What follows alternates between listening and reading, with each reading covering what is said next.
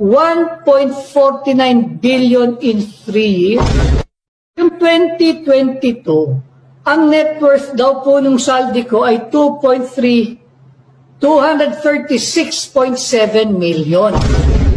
Noong 2025, base doon sa report na yan na nagsisirculate, 1.51 billion na ang net worth. Sa 3 taon, umangat po ng 637% increase yung net worth nung Congressman Saldico. Isa pang personalidad, hindi rin pwedeng palagpasin.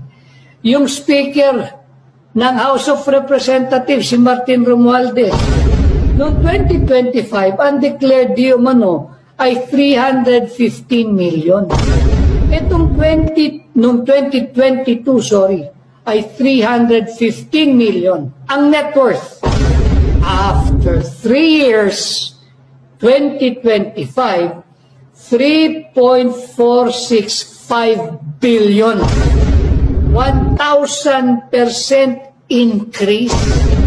Isa pang pangalan, ito katangi-tangi din ito, yung Manix Dalipe. 2022, 203.7 million. After 3 years, from 2022 to 2025, yung 203.7 million naging 1.49 billion ang kanyang net worth. 1.49 billion in 3 years.